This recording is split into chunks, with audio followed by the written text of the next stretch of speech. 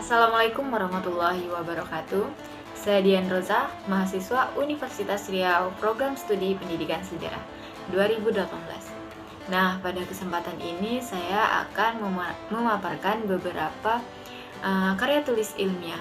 Jadi tetap stay tune ya. Yang pertama ada Hamka dengan buku yang berjudul Tenggelamnya Kapal Van der Witch. Siapa sih yang tidak kenal dengan film layar lebar ini? Nah, film dan karya ini menjelaskan tentang seorang pemuda yang kehilangan jati dirinya karena dua kebudayaan orang tua yang berbeda. Nah, yang kedua datang dari tokoh Sanusi Pane dengan judul buku Sejarah Indonesia. Dalam buku ini membahas mengenai sejarah Indonesia yang diawali dengan zaman sebelum datangnya Hindu-Buddha, zaman setelah kedatangan Hindu-Buddha, kemudian muncullah kerajaan-kerajaan Islam dan datangnya kompeni dan zaman pemerintahan Belanda di Indonesia.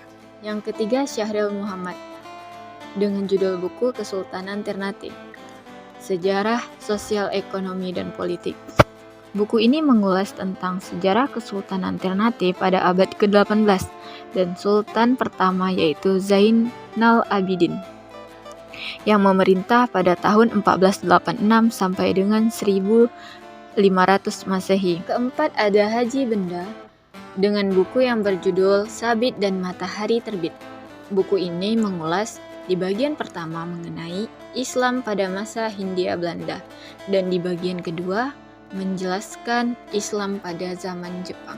Yang kelima ada Rusli Amran dengan buku yang berjudul Sumatera Barat hingga Plakat Panjang. Buku ini membahas mengenai sejarah Sumatera Barat sampai pada akhir abad ke-19. Keenam ada buku yang ditulis oleh Muhammad Abduh yang berjudul Sejarah Perlawanan Terhadap Imperialisme dan Kolonialisme di Sulawesi Selatan. Nah, buku ini mengulas mengenai perlawanan terhadap imperialisme dan kolonialisme Eropa di Sulawesi Selatan. Yang ketujuh, buku yang ditulis oleh Mona Lohanda dengan judul Sejarah Para Pembesar Batavia.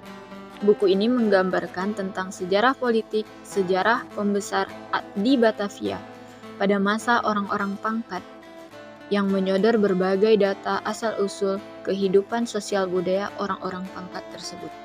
Kedelapan, Rusdi Hussein dengan judul buku Terobosan Soekarno dalam Perundingan di Garjati, yang mana buku ini mengungkapkan mengenai perundingan antar Indonesia dan Belanda pada perundingan di Garjati.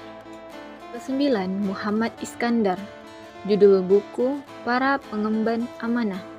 Nah, dalam buku ini penulis mencoba mengungkapkan dunia kiai dan ulama, terutama peran mereka dalam perubahan sosial politik pada kurun waktu 1900 sampai 1950. Terakhir yang ke-10 ada tokoh Hamid Al-Ghazali dengan judul buku Islam dan Keturunan Abad dalam Pemberontakan Melawan Belanda. Nah, buku ini merekam bagaimana orang-orang Arab berjuang untuk memerdekakan Indonesia. Nah, mungkin itu saja yang dapat saya sampaikan. Semoga apa yang saya sampaikan dapat bermanfaat bagi yang membaca. Ya, kekurangan saya mohon maaf. Akhir kata dari saya, Assalamualaikum warahmatullahi wabarakatuh.